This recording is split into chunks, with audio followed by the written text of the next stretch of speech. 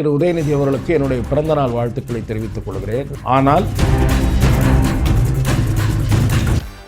This festive season, travel the world with Grand Royal Tours. அழகு தரும் மூலிகைகள், ஆரோக்கியம் தரும் மருத்துவர்கள். டாக்டர் ஸ்ரீவர்மாஸ்.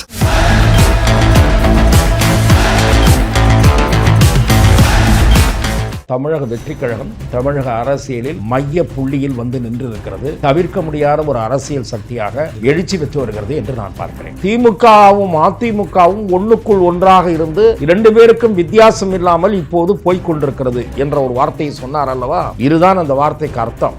இன்றைக்கு தமிழக அரசியலில் திரு மு.க. ஸ்டாலின் அவர்களாகட்டும், திரு எடப்பாடி பழனிசாமி ஆகட்டும், திரு உதயநிதி ஆகட்டும், இவர்களுக்கெல்லாம் கூடுவரக்கும் திரு விஜய் அவர்களுக்கு தானாக திரளுகிற கூட்டம். ஆகவே அவரையும் திரு உதயநிதியும் ஒப்பிடுவது தவறு என்பது என் பார்வை. திமுகவோடு அண்டர்ஸ்டாண்ட் பண்ணிக்கொண்டு இருக்க வேண்டும் என்று நினைக்கிறாரே தவிர கட்சியை வலிமைப்படுத்த வேண்டும் என்று திரு எடப்பாடி பழனிசாமி கருதவில்லை. எதேச்சதிகார போக்கோடு எடப்பாடி பழனிசாமி நடந்து கொண்டதால் தான் திரு செங்கோட்டையன் தாவேகாவில் இணைந்திருக்கிறார். எடப்பாடி பழனிசாமி மீதும் இந்த சந்தேகம் இருக்கிறது. திமுகவோடு ரகசிய அண்டர்ஸ்டாண்டிங் வைத்துக் கொண்டு கட்சி தன் கைக்குள் இருந்தால் போதும், தப்பித்து விடலாம் என்று அவர் நினைக்கிறாரா என்பதுதான் செங்கோட்டையனின் சந்தேகம், இன்னும் பலரின் சந்தேகம். இன்றைக்கு திமுகவை எதிர்க்கக்கூடிய இயக்கத்தில் அந்த பாதையில் தான் நாம் பயணிப்பது என்ற முடிவெடுப்பதாக இருந்தால் அரசியலில் எழுச்சி பெற்று வருகிற தமிழக வெற்றி கழகத்தில் நீங்கள் இணைய வேண்டும், உங்களோடு சேர்ந்து நாங்களும் இணைகிறோம் என்று பலரும் சொன்னார்கள். அதற்கு முன்பாக திரு ஓபிஎஸ், திரு டிடிவி தினகரன் ஆகியோருடனும் அவர் கலந்து பேசினார். விஜய், தேமுதிக, பாமக, அமமுக இதெல்லாம் சேர்ந்து ஒரு அணி இங்கே கிரியேட் ஆகுது அப்படின்னா அது விக்டரியை பேஸ் பண்ணி போகுமா? மிக நிச்சயமாக வலிமையான திமுகவுக்கு போட்டி அளிக்கக்கூடிய அணியாக இருக்கும். விஜய் பக்கம் 1-2 கட்சிகள் இணைந்தால் போட்டி திமுகவுக்கும் தாவேகாவுக்கும் தான் என்று சூழல் மாறும். திரு செங்கோட்டையன் கூட்டணி பேச்சுவார்த்தைகளிலும் கெட்டிக்காரர். வைகோ அவர்களாகட்டும், அதுபோல விடுதலை சிறுத்தைகளாகட்டும், இவர்களோடெல்லாம் தொடர்பு எல்லைக்குள் இருந்தவர் திரு செங்கோட்டையன் கடந்த காலங்களில். ஆகவே அந்த அனுபவம் இந்த தேர்தல் சமயத்தில் திரு விஜய் அவர்கள் பயன்படுத்திக் கொள்ள முடியும். வணக்கம். வணக்கம். உதயநிதி வர்சஸ் விஜய் அப்படிங்கிற ஒரு ஸ்ட்ரக்சருக்கு கொண்டு வந்து நிப்பாட்டுறாங்களா? திரு உதயநிதி அவர்களுக்கு என்னுடைய பிறந்தநாள் வாழ்த்துக்களை தெரிவித்துக் கொள்கிறேன். ஆனால் திரு விஜய் அவர்களுடைய செல்வாக்கோடு திரு உதயநிதி அவர்களை மேட்ச் செய்ய முடியாது. திரு மு.க. ஸ்டாலின் அவர்கள் திராவிட முன்னேற்ற கழகத்தில் படிப்படியாக கீழ்நிலையிலிருந்து ஸ்டெப் பை ஸ்டெப்பாக வளர்ச்சி கண்டவர். தன்னுடைய உழைப்பால், திறமையால் உயர்ந்தவர் திரு மு.க. ஸ்டாலின். அவரை கலைஞர் அவர்கள் கட்சியிலே கொண்டு வந்து நேரடியாக திணித்து விட்டார் என்று சொல்ல முடியாது. திரு உதயநிதியினுடைய விஷயம் அப்படி அல்ல. கட்சியில் குறுகிய காலத்தில் வளர்ச்சி பெற்றது அவருடைய அப்பாவுடைய தயவால் தான். இது தவிர திரு மு.க. ஸ்டாலின் அவர்களை நான் குறைத்து மதிப்பிடவில்லை.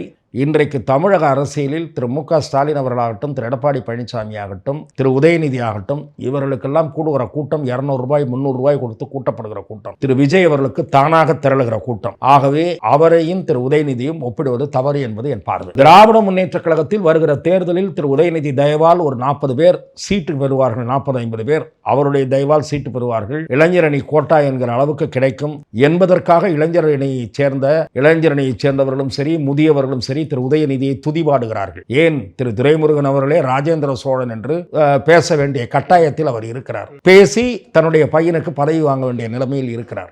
ஆகவே திரு உதயநிதி அவர்கள் திமுகவால் போக்கஸ் பண்ணப்படுகிறவர், திரு விஜய் அவர்கள் தானாக போக்கஸ் ஆகி இருப்பவர் என்று நான் பார்க்கிறேன். கிட்டத்தட்ட இன்னைக்கு செங்கோட்டையன் அவர்கள் கட்சியில சேர்ந்துட்டாரு. நேற்று காலையில சென்னை வந்ததுக்கு அப்புறம் உங்களோட தான் அந்த சந்திப்பு அப்படிங்கிறது நடந்துச்சு. என்ன நடந்துச்சு சார்? முன்னாள் அமைச்சரும் அதிமுகவின் முன்னோடிகளில் ஒருவருமான திரு செங்கோட்டையன் அவர்களை 1982 முதல் நான் நன்கு அறிவேன்.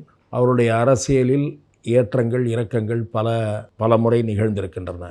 முதல் முறை 1977ஆம் ஆண்டு சத்தியமங்கலம் தொகுதியில் போட்டியிட்டு வெற்றி பெற்ற அவர், அதன் பிறகு 1980 முதல் இப்போது வரை கோபிச்செட்டிப்பாளையம் தொகுதியில் இருந்துதான் பல முறை தேர்ந்தெடுக்கப்பட்டிருக்கிறார். அவரோடு சொந்த ஊருக்கு போயிருக்கிறேன். சொந்த தொகுதியிலே பல நிகழ்ச்சிகளிலே கலந்து கொண்டிருக்கிறேன். தொகுதி மக்களிடத்திலே அவர் எந்த அளவுக்கு அன்புக்கு பாத்திரமானவர், இது தவிர தமிழகம் முழுவதும் இருக்கக்கூடிய அண்ணா திராவிட முன்னேற்ற கழக தொண்டர்கள் மத்தியிலே எந்த அளவுக்கு செல்வாக்கு படைத்தவர் என்பதையெல்லாம் நான் நன்றாக அறிவேன். நாடாளுமன்ற தேர்தலில் அதிமுக சந்தித்த பெரிய தோல்விக்கு பிறகு அந்த கட்சியினுடைய சில தலைவர்களோடு நான் தொடர்பு கொண்டு தனிப்பட்ட முறையிலே அவர்களோடு பழகுகிறவன் என்ற முறையிலே இந்த தோல்விக்கு என்னென்ன காரணங்கள் இருக்கக்கூடும் என்கிற என்னுடைய கருத்தை நான் பகிர்ந்து கொண்டேன். குறிப்பாக தென் மாவட்டங்களிலே கண்ட தோல்வி என்பது அதிமுகவிலிருந்து நீக்கப்பட்ட திரு ஓபிஎஸ், திரு டிடிவி தினகரன் ஆகியோருடைய செல்வாக்கு அவர்கள் சார்ந்த சமூகத்தின் ஓட்டு அதிமுகவுக்கு கிடைக்காதது இதுதான் காரணம் என்று நான் தெரிவித்தேன். இந்த கருத்தில் இருக்கக்கூடிய நியாயத்தை உணர்ந்து திரு செங்கோட்டையன் உட்பட 6 முன்னணி தலைவர்கள் திரு எடப்பாடி பழனிசாமியை சேலத்தில் உள்ள அவருடைய வீட்டுக்கு சென்று சந்தித்து 2 மணி நேரத்திற்கு மேல் அவரிடம் இது பற்றியெல்லாம் எடுத்து கூறி அதிமுகவிலிருந்து நீக்கப்பட்டவர்களை திரும்ப இணைத்து கொண்டு ஒன்றுபட்ட அதிமுகவாக நாம் செயல்பட்டால் கட்சிக்காரர்கள் மத்தியில் நம்பிக்கை பிறக்கும், அதேபோல முக்குலத்தோர் சமூக மக்கள் மத்தியில் தோன்றியிருக்கக்கூடிய அதிருப்தியும் மறையும் என்ற நியாயமான யோசனையை முன்வைத்தார்கள். திரு எடப்பாடி பழனிசாமி இதை நிராகரித்தார். நிராகரித்தது மட்டுமல்ல, இந்த 6 பேர் சேர்ந்து வருவதற்கு காரணம் திரு செங்கோட்டையன் தான் என்ற முடிவுக்கு வந்து அவரை அதிமுகவிலிருந்து ஒதுக்க தொடங்கினார். எந்த விஷயங்களிலும் அவரோடு கலந்து பேசுவதில்லை. அது தவிர ஈரோடு மாவட்டத்தில் அவருக்கு எதிராக சில கட்சிக்காரர்களை கொம்பு சீவி விட்டார். இப்படியெல்லாம் நடந்த சூழலை பார்த்து அவர் அதிருப்தி அடைந்தார். அதிருப்தி அடைந்து தன்னுடைய மனநிலை அதிமுக தொண்டர்களுக்கு தெரிய வேண்டும் என்பதற்காக அவர் ஒரு பிரஸ் மீட் கொடுத்தார். அந்த பிரஸ் மீட்ல என்ன சொன்னார் என்பதெல்லாம் நாம் பார்த்தோம். பிரஸ் மீட் கொடுத்தவுடன் திரு எடப்பாடி பழனிசாமி அவரை கட்சி பொறுப்புகளிலிருந்து நீக்கம் செய்வதாக அறிவித்தார். உடனடியாக ஈரோடு மாவட்டத்தைச் சேர்ந்த கிளைக்கழக செயலாளர்கள் தொடங்கி பலர், ஒன்றிய செயலாளர்கள், பேரூராட்சி தலைவர்கள், MP சத்யபாமா அவர்களெல்லாம் தங்கள் ராஜினாமா கடிதத்தை கொடுத்து விட்டார்கள். கட்சியிலிருந்து விலகிவிட்டவர்களை நீக்குவதாக ஒரு வினோதமான அறிவிப்பை எடப்பாடி பழனிசாமி வெளியிட்டார். இதன் பிறகு ஆதரவாளர்களுடன் அவர் கலந்து பேசினார். செங்கோட்டையன் அதிருப்தியாக இருப்பதை அறிந்து திமுகவிலே இணைத்துக் கொள்ளலாம் என்ற பேச்சுவார்த்தை நடத்தப்பட்டது. அவரிடம் 1-2 பேர் தூது போனார்கள். அவருடைய உறவினர்களிடம் தூது போனார்கள். திரு செங்கோட்டையன் அந்த முடிவுக்கு உடன்படவில்லை. அதன் பிறகு ஆதரவாளர்களுடன் பேசிய போது பல பேர் சொன்ன கருத்து என்ன என்றால், இன்றைக்கு திமுகவை எதிர்க்கக்கூடிய இயக்கத்தில் அந்த பாதையில் தான் நாம் பயணிப்பது என்ற முடிவெடுப்பதாக இருந்தால் அரசியலில் எழுச்சி பெற்று வருகிற தமிழக வெற்றி கழகத்தில் நீங்கள் இணைய வேண்டும், உங்களோடு சேர்ந்து நாங்களும் இணைகிறோம் என்று பலரும் சொன்னார்கள். அதற்கு முன்பாக திரு OPS, திரு TTV தினகரன் ஆகியோருடனும் அவர் கலந்து பேசினார். பாரதிய ஜனதா கட்சியினுடைய மேலிடம் எல்லோரையும் ஒன்றுபடுத்துவதாக இவர்களுக்கு உறுதியளித்திருக்கும் என்று நான் கருதுகிறேன். ஏனென்றால் திரு செங்கோட்டையனும் பாரதிய ஜனதா தலைவர்களை சந்தித்தார். திரு OPS அவர்களும் பாரதிய ஜனதாவோடு தொடர்பு எல்லைக்குள் இருந்தார். திரு TTV தினகரன் அவர்களை திரு அண்ணாமலை அவர்கள் சந்தித்து பேசினார். திரு நயினார் நாகேந்திரனும் தொலைபேசி வாயிலாக நான் அவர்களோடு தொடர்பில் இருக்கிறேன் என்று கூறினார். இவையெல்லாம் உங்களுக்கு நினைவிருக்கும் என்று நான் நம்புகிறேன். ஆனால் பாரதிய ஜனதா அந்த முயற்சிகளில் தீவிரமாக ஈடுபடாத காரணத்தால் திரு செங்கோட்டையன் தனது ஆதரவாளர்களுடன் கலந்து பேசி தாவேகாவில் இணைவது என்கிற முடிவை எடுத்தார். அதிமுக ஒன்றுபடுகிற முயற்சி பாரதிய ஜனதாவும் தீவிரமாக எடுக்கவில்லை. எடப்பாடி பழனிசாமியும் அதற்கு உடன்படவில்லை.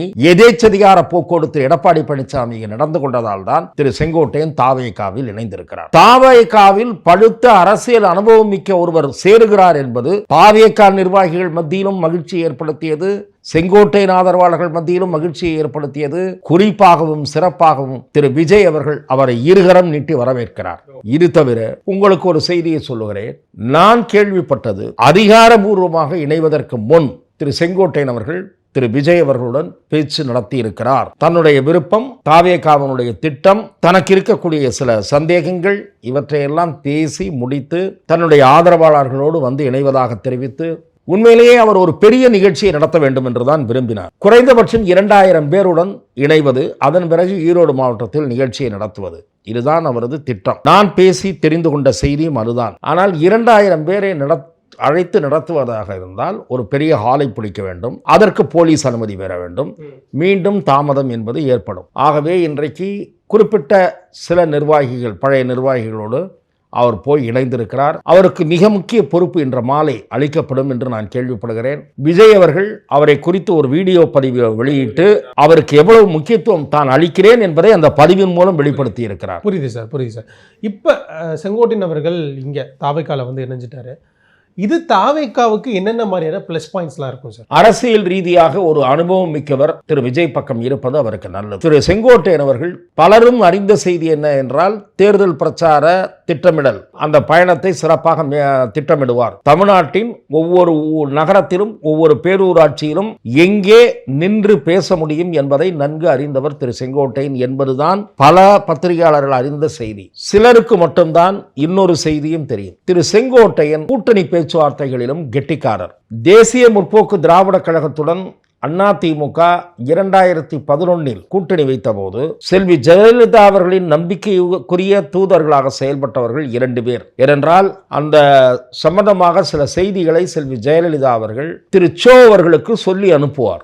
இரவு 8 மணி 9 மணிக்கு மேல் துக்ளக் அலுவலகத்திற்கு வந்து திரு சோ அவர்களை சந்திக்கக்கூடிய 2 பேரில் ஒருவர் திரு செங்கோட்டையன், இன்னொருவர் திரு ஓ பன்னீர்செல்வம். இது தவிர வேறு 1-2 கட்சிகளுடைய செல்வி ஜெயலலிதாவின் பிரதிநிதியாக போய் பேச்சுவார்த்தை நடத்தியவர் திரு வைகோ அவர்களாகட்டும், அதுபோல விடுதலை சிறுத்தைகளாகட்டும், இவர்களோடெல்லாம் தொடர்பு எல்லைக்குள் இருந்தவர் திரு செங்கோட்டையன் கடந்த காலங்களில். ஆகவே அந்த அனுபவம் இந்த தேர்தல் சமயத்தில் திரு விஜய் அவர்கள் பயன்படுத்திக் கொள்ள முடியும். சரியான முறையில் அவரை பயன்படுத்திக் கொண்டால் அந்த வகையிலும் பயன்படுவார். இன்னொன்று, அண்ணா திராவிட முன்னேற்ற கழகத்தினுடைய தலைமை மீது, அதனுடைய செயல்பாடுகள் மீது இப்போது அதிருப்தியில் இருக்கக்கூடிய முக்கியஸ்தர்கள், அதுபோல தேர்தலில் தகுதியும் திறமையும் இருந்தும் கூட வாய்ப்பு மறுக்கப்படுபவர்கள், இவர்கள் இனிமேல் திமுக பக்கம் பார்வையை செலுத்தாமல் தாவேக பக்கம் செலுத்துவதற்கு செங்கோட்டையன் பயன்படுவார். தமிழக வெற்றி கழகத்தை வலிமைப்படுத்துவதற்கும், அதே போல திரு விஜய் அவர்களுடைய பிரச்சாரத்தில் புரட்சித் தலைவர் எம்ஜிஆர் அவர்களுடைய பற்றிய செய்திகள் அதிகம் இடம்பெறுவதற்கும் திரு செங்கோட்டையன் பயன்படுவார் என்று நான் பார்க்கிறேன். குறிப்பா செங்கோட்டையன் அவர்கள் இணைந்ததுனால நீங்க சொல்ற மாதிரி அந்த அதிருப்தி ஓட்டுகள் இருக்கு இல்லையா, வாக்காளர் மத்தியில ஒரு அதிருப்தி அப்படிங்கிறது இருக்கும். ஏன்னா தொடர்ச்சியாக எடப்பாடி அவர்கள் இதே மாதிரியான விஷயங்கள் பண்ணிட்டு இருக்காரு. ஓபிஎஸ் தொடங்கி, அதுக்கப்புறம் புகழேந்தி அவர் தொடங்கி, இந்த மாதிரி நிறைய முக்கிய நிர்வாகிகளை நீக்கினார். இப்போ செங்கோட்டையன், இந்த அதிருப்தி அப்படிங்கிறது தொண்டர் மத்தியில் இருந்துகிட்டே இருக்கும். அந்த அதிருப்தி ஓட்டுகள் அப்படிங்கிறது இங்கே தாவைக்காக்கு மாறுறதுக்கான வாய்ப்புகள் இருக்கா? நீங்கள் அதிமுகவிலிருந்து நீக்கப்பட்டவர்கள் ஆதரவாளர்கள் ஓட்டு மட்டுமல்ல, நான் சொல்லுவது இரட்டை இலைக்கு ஓட்டு போட்டு பழக்கப்பட்டவர்கள் இப்போது அதிமுக இருக்கிற நிலையை பார்த்து பலவீனமாக இருப்பது ஒரு பக்கம், இன்னொரு பக்கம் பலமான கூட்டணி அமைகிற முயற்சிகள் தோல்வியுற்றது ஒரு பக்கம். இந்த காரணங்களினாலும் திமுகவை இவர் நன்றாக எதிர்க்கிறார், கூர்மையாக எதிர்க்கிறார். இரண்டாவது, எம்ஜிஆர் அவர்களை பற்றி பேசுகிறார், எம்ஜிஆர் புகழை பேசுகிறார் என்ற காரணத்தினாலும் இந்த கட்சியிலிருந்து வருபவர்கள் அல்ல, வாக்காளர்களிலேயே கட்சி சாராத வாக்காளர்கள், அதிமுகவுக்கு சென்ற முறை வாக்களித்தவர்கள் இந்த முறை விஜய்க்கு வாக்களிப்பதற்கு கணிசமானவர்கள் முடிவெடுப்பார்கள் என்று நான் பார்க்கிறேன். இவ்வளோ நாள் டிவிகே மீது ஒரு ஒரு ஒரு பெர்ஸ்பெக்ஷன் இருந்துச்சு எல்லாருக்குமே. ஒரு யங்ஸ்டர் பேஸ் பண்ண கட்சி, பெரிய அமைப்புகள் கிடையாது, கட்டமைப்புகள் கிடையாது, அப்படி இப்படின்னு நிறைய விமர்சனங்கள் இருந்துச்சு. இவ்வளோ விமர்சனங்கள் இருக்கிறப்போ செங்கோட்டையனோட வருகை அப்படிங்கிறது கட்சிக்கு எந்த அளவில் வலு சேர்க்கும் சார்? இன்டீரியர் நீங்கள் சொல்லுகிறீர்கள் அல்லவா, அடிப்படையில் கீழே கட்டமைப்பு இல்லை என்று.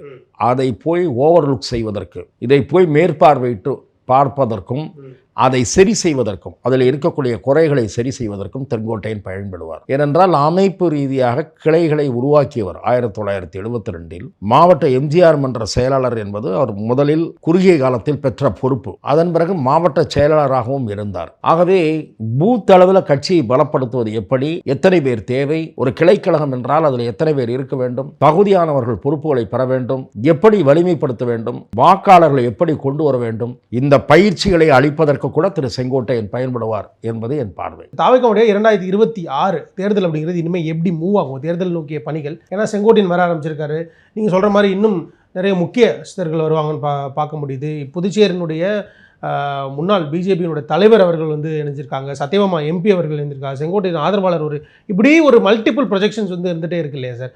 ஸோ அப்போ அந்த தேர்தல் அப்படிங்கிறது எப்படி இருக்கும், எதை நோக்கி நகரும் சார்? திரு விஜய் அவர்களுடைய பிரச்சாரத்தில் மிக நேர்த்தியாக வடிவமைப்பதற்கு திரு செங்கோட்டையன் பயன்படுவார். இரண்டாவது, இப்போது சில வழிகாட்டு நெறிமுறைகள் வகுக்கப்பட்டிருக்கின்றன. திரு விஜய் அவர்களுடைய சார்பில் ஒரு தொண்டர்படை மாதிரியான அமைப்பு, அதற்கு பயிற்சி, அந்த மேடையை சுற்றி கூட்டம் நெருக்கடி வராதபடி எப்படி இருப்பது, இதற்கெல்லாம் ஆலோசனை கூறுவதற்கு உதவுவார். இது தவிர இப்போது இந்த வழிகாட்டு நெறிமுறைகளின்படி கூட்டங்கள் நடைபெற வேண்டும், கட்டாயம், ரைட்டு. தேர்தல் நெருக்கத்தில் ஊருக்குள் போய் பிரச்சாரம் செய்ய வேண்டும், ஊருக்குள் போய்விட்டு வெளியே வர வேண்டும், அடுத்த ஊருக்கு போக வேண்டும். இது எல்லா கட்சிகளுக்கும் அந்த உரிமை இருக்கிறது, அந்த வாய்ப்பு மறுக்கப்படக்கூடாது. அந்த சமயத்திலும் கூட பிரச்சனை இல்லாமல் பிரச்சாரம் மேற்கொள்வதற்கு திரு செங்கோட்டையனுடைய ஆலோசனை பயன்படும். நீங்கள் தேர்தல் அணுகுமுறையை கேட்கிறீர்கள். நிச்சயமாக அதிமுகவில் இருக்கக்கூடியவர்களை தொடர்பு கொண்டு பேசுவது மாதிரி அதிருப்தியில் இருப்பவர்களை தொடர்பு கொண்டு பேசுகிற மாதிரி விஜய் பக்கம் சேர்ந்தால் என்ன என்ற மனநிலையில் இருக்கக்கூடிய கட்சிகளுடனும் ஒரு குழுவை அமைத்து திரு விஜய் பேச்சுவார்த்தை நடத்துவதற்கு முற்படுவாரானால் அது பயனளிக்கக்கூடியதாக இருக்கும். அந்த ஆஸ்பெக்டிலும் திரு செங்கோட்டையனுடைய பங்களிப்பு என்பது அந்த கட்சிக்கு பயன்படும். இப்போது கூட்டணி அரசியலில் தமிழகத்தில் இப்போது 2026 தேர்தலில் சில கட்சிகள் இன்னும் எந்த முடிவையும் எடுக்கவில்லை. பாட்டாளி மக்கள் கட்சியினுடைய 2 அணிகளும் எடுக்கவில்லை. புதிய தமிழகம் டாக்டர் கிருஷ்ணசாமி எடுக்கவில்லை. ஜான் பாண்டியன் எடுக்கவில்லை. ஆம்ஸ்ட்ராங் தரப்பு எடுக்கவில்லை. இந்த கட்சிகளில் சில விஜய் பக்கம் வருவதற்கு வாய்ப்பு இருப்பதாக நான் கருதுகிறேன். சார் அதான் சார் கேட்க இப்போ விஜய், தேமுதிக, பாமக, அமமுக இதெல்லாம் சேர்ந்து ஒரு அணி இங்கே கிரியேட் ஆகுது அப்படின்னா அது விக்டரியை பேஸ் பண்ணி போகுமா? மிக நிச்சயமாக வலிமையான திமுகவுக்கு போட்டி அளிக்கக்கூடிய அணியாக இருக்கும். விஜய் பக்கம் 1-2 கட்சிகள் இணைந்தால் திமுகவுக்கும் தாவேகாவுக்கும் தான் என்று சூழல் மாறும் என்று நான் பார்க்கிறேன். இப்படியே போயிட்டு இருந்தால் ஏடிஎம்கே ஸ்டாண்டு தான் என்ன சார்? ஏன்னா எல்லாருமே வந்து இவ்வளவு ஒரு அக்ரெசிவாக டீல் பண்ணுறாரு எடப்பாடி. ஏன்னா செங்கோட்டையன் அவர்கள் இன்னைக்கு போனது யாருனாலுமே பல பேர்னால இங்கே ஏற்றுக்கவும் முடியலை. ஏன்னா திரு செங்கோட்டையன் அவர்கள் இன்றைக்கு பிரஸ் மீட்டில் சூசகமாக ஒரு கேள்வியை எழுப்பினார். இந்த கேள்வியை ஊடகவியலாளர்கள், நான் உட்பட சில ஊடகவியலாளர்கள் அடிக்கடி எழுப்பியிருக்கிறோம். அந்த கேள்விக்கு இன்னமும் இன்றைய முதலமைச்சர் திரு மு.க. ஸ்டாலின் பதில் கூறவில்லை. இன்றைக்கு திரு செங்கோட்டையன் அதை எழுப்பினார். இன்னும் அவர் பளிச்சுன்னு எழுப்பல, சூசகமாக எழுப்பினார்.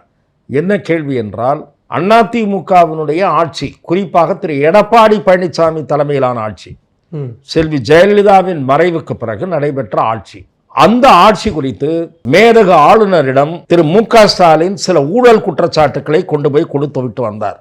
அந்த ஊழல் குற்றச்சாட்டுகள் மீது கடந்த 4 ஆண்டுகளில் இன்றைய முதலமைச்சர் என்ன நடவடிக்கை எடுத்தார் என்பதுதான் திரு செங்கோட்டையன் கூறிய கேள்வி. விரிவாக கூறவில்லையே தவிர திமுகவும் அதிமுகவும் ஒன்றுக்குள் ஒன்றாக இருந்து 2 பேருக்கும் வித்தியாசம் இல்லாமல் இப்போது போய்கொண்டிருக்கிறது என்ற ஒரு வார்த்தையை சொன்னார் அல்லவா? இதுதான் அந்த வார்த்தைக்கு அர்த்தம். நான் நேற்று செங்கோட்டையன் அவர்களிடம் பேசும்போதும் இந்த சப்ஜெக்ட் வந்தது. திமுகவோடு அண்டர்ஸ்டாண்ட் பண்ணி கொண்டு இருக்க வேண்டும் என்று நினைக்கிறாரே தவிர கட்சியை வலிமைப்படுத்த வேண்டும் என்று திரு எடப்பாடி பழனிசாமி கருதவில்லை என்கிற எண்ணம் திரு செங்கோட்டையன், திரு ஓபிஎஸ், திரு கே.சி. பழனிசாமி, திரு புகழேந்தி, இப்படி பல பேருக்கு இந்த சந்தேகம் எழுந்திருக்கிறது. திமுகவோடு ஒரு அண்டர்ஸ்டாண்டிங், அந்த சந்தேகம் அலட்சியப்படுத்த முடியாத சந்தேகம் என்பதற்கு உதாரணம் தான் நான் எழுப்புகிற கேள்வி. 4.5 ஆண்டுகள் ஆட்சி நடைபெற்றிருக்கிறது. திரு மு.க. ஸ்டாலின் அவர்கள் அளித்த உறுதிமொழியின்படி திரு எஸ்.பி. வேலுமணி மீதோ, திரு எடப்பாடி பழனிசாமி மீதோ, டாக்டர் விஜயபாஸ்கர் மீதோ அவர் யார் யாரெல்லாம் நேரடியாக விரல் நீட்டி குற்றம் சாட்டினாரோ இவர்களில் ஒருவர் மீது கூட ஏன் வழக்கு வரவில்லை என்கிற கேள்வி திமுக பதில் சொல்ல வேண்டும். ஏனென்றால் பொதுமக்கள் மத்தியிலே சந்தேகம் வருகிறது. எடப்பாடி பழனிசாமி மீதும் இந்த சந்தேகம் இருக்கிறது. திமுகவோடு ரகசிய அண்டர்ஸ்டாண்டிங் வைத்துக் கொண்டு கட்சி தன் கைக்குள் இருந்தால் போதும், தப்பித்து விடலாம் என்று அவர் நினைக்கிறாரா என்பதுதான் திரு செங்கோட்டையனின் சந்தேகம், இன்னும் பலரின் சந்தேகம். சார் விஜய் அவர் இதை எப்படி ஹேண்டில் பண்ணுறாருன்னா, இவ்வளோ ஒரு சீனியர் மோஸ்ட் லீடராக இருக்கார். அவர்களுடைய கிட்டத்தட்ட இந்த மேல்மட்ட குழுவில் ஒரு 5 பேர் இருக்காங்க. அப்படிங்கிறப்போ அங்கே ஏதாவது, ஏன்னா இவ்வளோ மூத்த தலைவர் அப்படிங்கிறப்ப அங்கே ஏதாவது கிளாஷ் வரதுக்கான வாய்ப்பு இருக்கா? இல்லை விஜயே வந்து ஒரு தனி கேர் பண்ணி செங்கோட்டையன் வரை ஹேண்டில் பண்ணுவாரா? மற்றவர்களோடு திரு செங்கோட்டையன் அவர்களுக்கு நெருடல் ஏற்பட வாய்ப்பே இல்லை. ஏனென்றால் அங்கே இருக்கக்கூடிய திரு புஷி ஆனந்த் அவர்களாகட்டும், திரு ஆதவர்ஜுனா அவர்களாகட்டும், அல்லது திரு அருண்ராஜ் அவர்களாகட்டும், யாராக இருந்தாலும் திரு செங்கோட்டையனுடைய வயது, அரசியல் அனுபவம், அவருடைய செல்வாக்கு, அவர் பழகிய 2 தலைவர்கள் அவர் எப்படி நடத்தினார்கள் என்பது எல்லாவற்றையும் அறிந்தவர்கள். ஆகவே திரு செங்கோட்டையன் அவர்களுக்கு என்ன பொறுப்பென்றால் கட்சி பொறுப்பு மட்டும் அல்ல, அவருக்கு என்ன வேலை கொடுக்கிறது என்பதை திரு விஜய் அவர்கள்தான் நேரடியாக முடிவு செய்வார். நான் கேள்விப்பட்டதும் அதுதான். திரு விஜய் அவர்களுடைய நேரடி தொடர்பில் திரு செங்கோட்டையன் இருப்பார் என்பதுதான் என்னுடைய பார்வை. சார் இப்போ செங்கோட்டையன் வந்துட்டாரு அப்படிங்கிறதுனாலேயே அதிமுகவோட ஓட்டெல்லாம் இங்கே வந்துருன்னு நம்ம வந்து கணிக்க தேவையில்லைல்ல, அப்படி ஒரு கொஷின்ஸ் இருக்குல்ல? இல்லை, நான் திரு செங்கோட்டையன் வந்தவர்களாலேயே அதிமுக ஓட்டெல்லாம் வந்துரும்னு இப்போ சொல்லலை. நான் முதலே சொல்லிட்டு இருக்கேன். தமிழக வெற்றி கழக தலைவர் விஜய் அவருக்கு எவ்வளவு % ஓட்டு கிடைக்கும் அப்படின்னு தேர்தல் முடிந்த பிறகு தான் தெரிய வரும். ஆனால் கருத்து கணிப்புகள் நடத்துகிறாங்கல்ல, அந்த கருத்து கணிப்புகளில் என்ன வந்திருக்குன்னு நினைக்கிறீங்க? சில தனியார் நிறுவனங்கள் நடத்திய கருத்து கணிப்புகளில் 20 முதல் 25% வரை அவர் வாங்குவார்னு வந்திருக்கு. ஆனால் தாவேகாவே ஒரு கருத்து கணிப்பை நடத்தியிருக்கு. 2 கருத்து கணிப்புகளை நடத்தியதாக நான் அறிகிறேன். அந்த கருத்து கணிப்புகளில் திரு விஜய் 30% அளவுக்கு ஓட்டு வாங்குவார்னு வந்திருக்கு. இந்த சதவீதம் என்பது எப்படி வரும்னு நினைக்கிறீங்க நீங்க? வெறும் விஜய் ரசிகர் மன்றம், மக்கள் மன்றம் மட்டும்தான் ஓட்டா? அல்ல, அவர்களுடைய குடும்பத்தினர், மாற்றத்தை விரும்புகிற வாக்காளர்கள், அது ஒரு பகுதியினர், விடுதலை சிறுத்தைகள் கட்சியில் ஒரு சேதாரம், நாம் தமிழர் கட்சியில் ஒரு சேதாரம், அதிமுகவில் ஒரு சேதாரம், இதெல்லாம் சேர்ந்து தான் அந்த பர்சன்டேஜ், கணிப்புகளில் வர்ற பர்சன்டேஜ். ஆகவே கேஏஎஸ்னுடைய ஜாயினிங்க்கு முன்னாடியே அதிமுக ஓட் பேங்க்ல விஜய் சேதாரத்தை ஏற்படுத்தி இருக்கிறார் என்பதுதான் என் பார்வை. கேஎஸ் ஜாயினிங்க்கு அப்புறம் அந்த பர்சன்டேஜ் மேபி இன்க்ரீஸ் ஆகலாம்ல, 1 or 2%. இல்லை, அது நீங்கள் மேற்கு மண்டலத்தில் இருந்தும் மட்டுமல்ல, வேறு ஓரிரு மண்டலங்களில் இருந்தும் 1-2 முக்கிய பிரமுகர்கள், அதிருப்தியில் இருப்பவர்கள், செங்கோட்டையன் இனிமேல் தொடர்பு கொண்டு அவர்களையும் தாவேகாவுக்கு வருமாறு அழைப்பு விடுப்பதற்கான வாய்ப்பு இருப்பதாக நான் பார்க்கிறேன். இன்னொரு கேள்வியும் எழுது, ஏன்னா இவ்வளோ பெரிய ஒரு மூத்த தலைவர், கிட்டத்தட்ட அவ்வளவு நாலேஜபிளாக இருக்கக்கூடிய ஒரு ஆள், ஏன் திமுகவுக்கு போகல? நீங்கள் திமுகவுக்கு போனால் இப்போ தாவேகாவுக்கு போகிறதுக்கான என்ன காரணம் அப்படிங்கிற ஒரு கேள்வி இருக்கு இல்லையா? நீங்கள் இந்த கேள்வி இருப்பது ஒரு பக்கம் இருக்கட்டும், திமுகவுக்கு சில பேர் போவது எளிது. திரு செந்தில் பாலாஜி அவர்கள் அம்மா அவர்களால் அரசியல் அடையாளம் காணப்பட்டவர் என்றாலும் அவருக்கு பெரிய பிரச்சனை இருக்காது. இவர் நீண்ட காலம் எம்ஜிஆர் அவர்களோடு பயணித்தவர். ஜே என்று இந்த கட்சி பிளவுபட்ட போது, ஜானகி அணி ஜெயலலிதா அணி என்று பிளவுபட்ட போது 1988 எம்ஜிஆர் அவர்கள் மறைவுக்கு பிறகு செல்வி ஜெயலலிதா அவர்கள் பக்கம் நின்ற முதல் தளபதிகளில் ஒருவர். ஆக அரசியலில் அதிமுகவினுடைய வரலாற்றில் 2 முக்கியமான ஆளுமைகளோடும் நெருங்கிய தொடர்பில் இருந்தவர். இன்றைக்கு அரசியல் ரீதியாக ஒரு நெருக்கடியை சந்திக்கும் போது அதிமுகவினுடைய துவக்கத்திற்கு காரணமாக அமைந்திருக்கக்கூடிய நேர் எதிர் நிலையில் இருக்கக்கூடிய திமுகவில் போய் அவர் இணைந்தால், உங்களை போன்ற ஊடகவியலாளர்கள், ஈவன் நானே கூட, இது ஒரு சந்தர்ப்பவாதம். அவர் தனக்காக தன்னை சுற்றி இருப்பவர்களுக்காக போனாலும் கூட, தன்னை சுற்றி இருப்பவர்களை ப்ரொடெக்ட் செய்யணும், தொகுதிக்கு நல்லது செய்யணும்னு போனால் கூட, அது பதவி வெறி இல்லை, சொந்தமாக முடிவெடுத்து போனாலும் கூட அது அப்படித்தான் பார்க்கப்படும், சந்தர்ப்பவாதமாகத்தான் பார்க்கப்படும். ஆனால் இதை விமர்சனம் சொல்ல முடியாது. இன்றைக்கு எதிர்க்கட்சியாக இருக்கக்கூடிய ஒரு கட்சி, இன்னும் தேர்தலையே சந்திக்காத கட்சி, ஆனால் இந்த கட்சியை தேர்ந்தெடுக்கிறார். ஏனென்று சொன்னால் இந்த கட்சி திமுகவை எதிர்க்கிறது. ஆக அவர் ஏற்கனவே பயணித்த பாதையிலிருந்து அவர் மாறுபடவில்லை. இன்னொன்று, இந்த கட்சி அண்ணாவை ஆதரிக்கிறது, பெரியாரை ஆதரிக்கிறது, மக்கள் திலகம் எம்ஜிஆரை போற்றுகிறது. ஆகவே எந்த முரணும் இல்லை. முரணும் இல்லாமல் ஒரு அரசியல் முடிவு, அந்த வகையில் அது தெளிவான முடிவு என்று. அதே மாதிரி ஜென்சி பாலிடிக்ஸ் பற்றியும் பேசியிருந்தார் அவரோட ப்ரெஸ் மீட்டில். இன்னைக்கு இளைஞர்கள்ட்ட போய் கேளுங்க, எந்த இளைஞர்கள் கேட்டாலும் விஜய் தான் சொல்லுவாங்க. நிச்சயமாக விஜய் ரொம்ப இளவல் தம்பி விஜய் அப்படின்லாம், அதுதான் நான் சொல்லுகிறேன். நிச்சயமாக நானும் நிறைய சுற்றுப்பயணம் செய்கிறேன். திருமண நிகழ்ச்சிகளுக்கோ கோயில்களுக்கோ பயணம் போகிற போது, அடிக்கடி பயணம் மேற்கொள்கிற போது நிறைய பேரை சந்திக்கிறேன். ஒரு ஊடகவியலாளராக தமிழக அரசியல் குறித்து என்னிடம் பலர் உரையாடுகிறார்கள். அவர்களிலே மிக பெரும்பாலான இளைஞர்கள் விஜய் வந்து விடுவாரா என்று கேட்கிறார்கள். இதற்கு நீங்கள் என்ன சொல்லுகிறீர்கள்? அவர்களுக்கு ஒரு ஆர்வம், தெரிந்து கொள்வது. ஒரு ஊடகவியலாளர், மூத்த ஊடகவியலாளர் என்பதாலும், அடிக்கடி தொலைக்காட்சி வாதங்களிலே என்னை பார்ப்பதாலும் அவர்கள் ஒரு தெரிந்து கொள்ள வேண்டும் என்று விரும்புகிறார்கள். விஜயனுடைய அரசியல் வளர்ச்சி எப்படி இருக்கும் என்று. சார், விஜய் என்ன சார் வாங்குவார், ஓட்டு வாங்குவார்லாம் கேட்கல. கேட்கும்போதே விஜய் வந்துடுவாரா சார் அப்படின்னு கேட்குறாங்க. நாங்களாம் விஜய் தான் சார் போடுவோம் என்று யங்ஸ்டர்ஸ், நான் 10 பேரை சந்தித்தால் 8 பேர் சொல்கிறார்கள். இப்படித்தான் நிலைமை இருக்கிறது சார். தாவேகாவும் தமிழ்நாடு பாலிடிக்ஸும் ஒரு அடுத்த லெவலை நோக்கி நகருது அப்படின்னு எடுத்துக்கலாமா சார் நீங்கள் இந்த சந்திப்பு வச்சு? இல்லை, நான் இந்த சந்திப்பை விட்டுவிட்டே சொல்லுகிறேன். தமிழக வெற்றி கழகம் தமிழக அரசியலில் மைய புள்ளியில் நின்று இருக்கிறது. தவிர்க்க முடியாத ஒரு அரசியல் சக்தியாக எழுச்சி பெற்று வருகிறது என்று நான் பார்க்கிறேன். நன்றி சார். நன்றி சார். வாய்ப்புக்கு நன்றி. Thank you sir.